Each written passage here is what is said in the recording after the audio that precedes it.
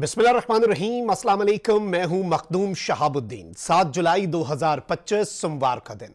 नाज़रीन किराम, इस वक्त दो बहुत इंपॉर्टेंट डेवलपमेंट्स हैं जो आपके सामने रखनी है। एक जानिब तो पाकिस्तान की फोर्सेस ने एक कमांडो ऑपरेशन किया है। भारत के आलाकार को किस तरह से वासिले जहन्नुम किया गया है, किस तरह से एलिमिनेट किया गया है, इस कमांडो ऑपरेशन की एक्सक्लूसिव डिटेल्स हैं जो आपके सामने रखनी है। और पाकिस्तान के लिए मोस्ट वांटेड दहशतगर्द को हंट करके इस वक्त मार दिया गया है। इसके साथ ही साथ पहली मर्तबा तफसीलात मंजर आम पर आई हैं। आखिरकार भारतीय फौज का कितना नुकसान हुआ पाकिस्तान के साथ मार्के में, और जो ऑपरेशन सिंदूर के बाद ऑपरेशन बुनियानुम मरसूस था, मई 2025 में भारतीय फौज को कितना नुकसान उठाना पड़ा, और इस वक्त भारतीय फौज के अंदर किस तरह से रिजेंटमेंट है, किस तरह से भारतीय फौज के अंदर दबाव है। क्योंकि भारत हलाकतों की तादाद छुपा रहा है, लेकिन भारतीय फौजी मारे गए हैं, उन्हें एजाज देना भारत का फर्ज है। लेकिन भारत इससे इज्तनाब क्यों कर रहा है? और अब हमारे पास जो रिपोर्ट आई है वो इंतहाई चशमकुशा है कि भारत का किस कदर नुकसान हुआ ऑपरेशन बुनियानुम मरसूस में। ये डिटेल्स भी आपके सामने रखते हैं, बल्कि आगाज ही इसी डिटेल से करते हैं, फिर आपको बताएंगे कि किस तरह से भारतीय आलाकार को एलिमिनेट किया गया है एक आईबीओ में, इंटेलिजेंस बेस्ड ऑपरेशन में। भारत के अंदर नाज़रीन किराम ऑपरेशन सिंदूर में हलाक फौजियों को एजाजात देने का अब बिलाखिर फैसला किया गया है।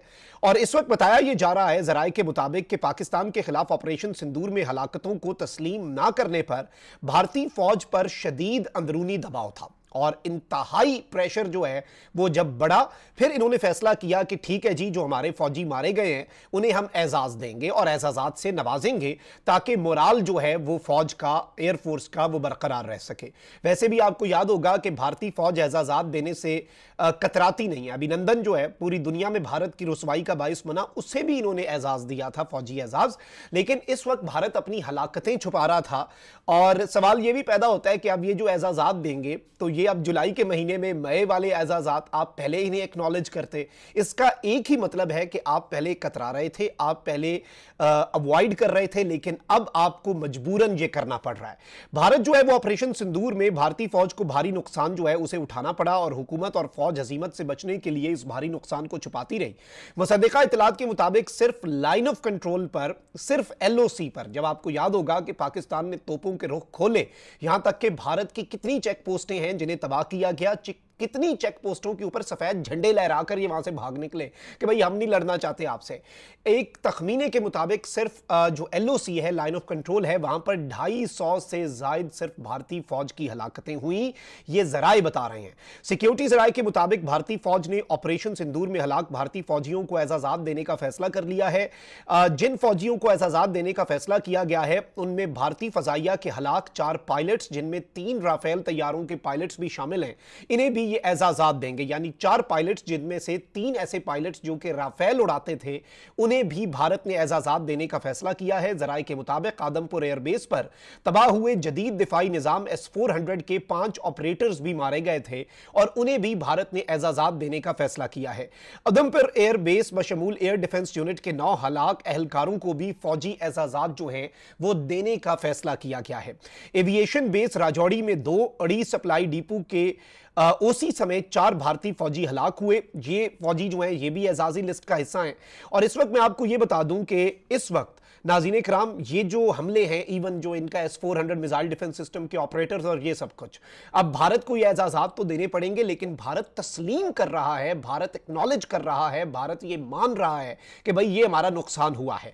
और बैनुल-अक़वामी मीडिया रिपोर्ट्स के मुताबिक पठानकोट और उधमपुर समेत पाकिस्तान के मुतअद्दिद मौसर हमलों के बाद ही भारत जो है वो सीज फायर पर मजबूर हुआ। पाकिस्तान से जंग में मारे जाने वाले भारतीय फौजियों के लवाहिकीन पर अपने प्यारों की तस्वीर सोशल मीडिया पर शेयर ना करने का भी दबाव डाला गया। यानी जिनका बंदा मारा गया वो सोशल मीडिया पर उसका जिक्र भी ना करें कि वो मारा गया है, कि ये वहां के हालात हैं। लेकिन अब इन्हें बाज़ाब्ता तौर पर यह तस्लीम भी करना पड़ेगा, और अब ये ऐलान भी होगा पाकिस्तान की फतह का भारत की तरफ से। वैसे तो पूरी दुनिया में यह ऐलान हो चुका है, दुनिया भर के मीडिया आउटलेट्स भी ये मान चुके हैं, दुनिया भर के इंटरनेशनल ऑब्जर्वर्स ये मान चुके हैं, और इसमें कोई राय नहीं है दूसरी। लेकिन अब भारत जो प्रेशर की वजह से अब यह एजाजात देने पर मजबूर हुआ है, इसमें इवन मैं आपको यह बता दूं कि नरेंद्र मोदी सरकार जो है वो पठानकोट और उधमपुर बेसिस पर नुकसानात की तरदीद करती रही है, वो आज भी अजीमत छुपाने के लिए फौजी नुकसानात बताने से गुरेजा है। लेकिन अब फौजी हलाकतें जो हैं वो तस्लीम जो है वो इन्हें करनी पड़ेंगी। और सवाल फिर एक ही होगा कि आपने पहले नुकसानात जो है वो तस्लीम नहीं किए, हलाकतें तस्लीम नहीं की, तो अब एजाजात आप क्यों दे रहे हैं और किसे दे रहे हैं? यानी ये सेल्फ एक्सप्लेनेटरी है कि इस वक्त भारत जो है वो किस पोजीशन पर खड़ा है। और आगे बढ़ते हैं नाज़रीन किराम, भारत ने बराह रास्त पाकिस्तान के साथ जब जंग बंदी की तो उसने वही अपनी पुरानी फितरत जो है उसे अपनाते हुए जो अपनी प्रॉक्सीज हैं उन्हें एक्टिवेट किया। भारत ने अपनी प्रॉक्सीज, जिनमें आपको मालूम है कि जो सबसे इंपॉर्टेंट भारत की प्रॉक्सी बीएलए और टीटीपी हैं, इन्हें एक्टिवेट किया ताकि ये पाकिस्तान के अंदर स्टेबिलिटी जो है उसे निशाना बना सकें, दहशतगर्दी की कार्रवाइयां कर सकें। और इन्होंने अभी हालिया कुछ दिनों के अंदर दहशतगर्दी की कार्रवाइयां अपनी तेज भी कर दी हैं। वैसे भी अब रॉ का जो चीफ आया है भारत के अंदर, वो भी पाकिस्तान डेस्क का हेड रहा है, पाकिस्तान स्पेशलिस्ट है। तो भारत की अब पूरी की पूरी तवज्जो और पूरी की पूरी उनकी जो आप कह लें कि सारी जो अटेंशन है वो पाकिस्तान के ऊपर ही है, और वो कुछ ना कुछ दोबारा से करेंगे। और वो ये चाहते हैं कि उससे पहले पाकिस्तान की फौज और इंटेलिजेंस की अटेंशन डाइवर्ट हो। लेकिन वो ये भूल जाते हैं कि हमारी बिल्कुल अटेंशन जो है वो टीटीपी पर भी है, बीएलए पर भी है। भारत के इन फितनों का सर कुचलने पर हमारी तवज्जो मरकूज है। लेकिन हम भारत वाली साइड से चीज़ें जो हैं वहां पर हम सोए नहीं हैं, वहां पर भी हम जाग रहे हैं, और भारत का भी इंतजार हम उसी शिद्दत से कर रहे हैं जैसा हम पहले करते थे।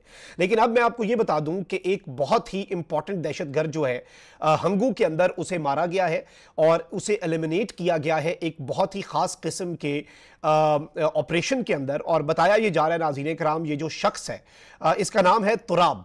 और ये इसके कुछ नाम भी थे, जैसे कुछ बड़े टेररिस्ट कमांडर्स होते हैं जिनके उर्फियत होती है। तो इस शख्स का नाम जो है वो मलंग यार के नाम से भी ये जाना जाता था। इसका असल नाम तुराब था। ये मलंग यार के नाम से जाना जाता था। ये मोस्ट वांटेड दहशतगर्द था जो कि फितनतुल खवारिज टीटीपी का ये अहम तरीन रुकन था। इसके वालिद का नाम जो है नाज़रीन कराम पीर मोहम्मद खान था, यानी तुराब बल्द पीर मोहम्मद खान। और इसकी उर्फियत जो है वो मलंगजार थी।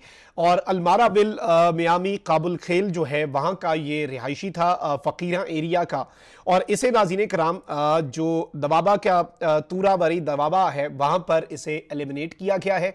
इसकी जो हंगू डिस्ट्रिक्ट के अंदर ये ऑपरेशन हुआ है, ये बड़ा ही ख़ास किस्म का ऑपरेशन किया गया है, जिसमें इस दहशतगर्द को एलिमिनेट किया गया, जिसमें इस दहशतगर्द को वासिले जहन्नुम किया गया और कमांडो ऑपरेशन किया गया और इस दहशतगर्द से छुटकारा हासिल किया गया। ये बहुत बड़े पैमाने पर दहशतगर्दी के मंसूबों की प्लानिंग कर रहा था। इंटेलिजेंस इंफॉर्मेशन भी थी जिसकी बुनियाद पर फिर ये ऑपरेशन हुआ, जिसमें फिर हमारे कमांडोज, हमारी फोर्सेज, हमारी फौज, हमारे रेंजर्स, हमारे FC, ये आपको पता है कि सब ज्वाइंट ऑपरेशन करते हैं। फिर इवन हमारी पुलिस और CTD का जो महकमा है बहुत सी ऐसी कार्रवाइयों के अंदर वो भी इन्वॉल्व होता है, साथ होता है, ज्वाइंट ऑपरेशन होता है सिक्योरिटी फोर्सेस का, उनका जिक्र करना भी जरूरी है। अब यहां पर मैं आपको यह बता दूं कि इस वक्त और भी ऑपरेशंस जो हैं वो जारी हैं। एक तो इस मोस्ट वांटेड टेररिस्ट को एलिमिनेट किया गया है, इस मोस्ट वांटेड टेररिस्ट को उड़ाया गया है, वासिले जहन्नुम किया गया है। इसके साथ साथ सिक्योरिटी फोर्सेस जो हैं वो इस वक्त, जिस वक्त मैं आपसे मुखातिब हूं, टांक डिस्ट्रिक्ट जो है वहां पर उमर खेल का एरिया है, उमर खेल के एरिया के अंदर एक IBO कंडक्ट कर रही हैं पाकिस्तान की सिक्योरिटी फोर्सेस। हसास मालूमात की बुनियाद पर ऑपरेशन, इंटेलिजेंस बेस्ड ऑपरेशन हो रहा है। और इस वक्त बताया ये जा रहा है कि ऑपरेशन जो है वो ऑनगोइंग है इस एरिया में, टांक में, उमर खेल में। जिला टांक है, उमर खेल का एरिया है। और यहां पर अभी तक 2 दहशतगर्द जो हैं वो एलिमिनेट कर दिए गए हैं। ऑपरेशन के वाले से ये बताया गया है कि द ऑपरेशन इज ऑनगोइंग, यानी ये ऑपरेशन चल रहा है, इसमें मजीद दहशतगर्द जो हैं वो भी वासिले जहन्नुम होंगे। यानी एक तरफ टांक पे ये ऑपरेशन और दूसरा हंगू में। तो बड़ा ही एक मोस्ट वांटेड टेररिस्ट जो है टीटीपी का और भारत का एक बहुत बड़ा एसेट जो पाकिस्तान में बहुत बड़े पैमाने पर दहशतगर्दी की प्लानिंग कर रहा था, उसे एलिमिनेट किया गया है। ये कुछ बड़ी इंपॉर्टेंट डेवलपमेंट्स थी जो आपके सामने रखना जरूरी थी, क्योंकि इनसे हमें अंदाजा होता है कि दुश्मन एक तरफ अब जो हजीमत का एतराफ करना पड़ रहा है तो वो उसे छुपाने के लिए, टेंशन डाइवर्ट करने के लिए, इवन अब तो और ज्यादा दहशतगर्दी जो है उसे परवान चढ़ाया जाएगा भारत की तरफ से। लेकिन पाकिस्तान जो है वो मुकम्मल तौर पर तैयार है भारत के किसी भी एडवेंचर का, चाहे वो प्रॉक्सीज का एडवेंचर हो जो TTP BL है, या फिर भारत बराह रास्त आए, उस एडवेंचर को इंशाल्लाह हम इस एडवेंचर में बदलेंगे। अल्लाह निगहबान, पाक जिंदाबाद।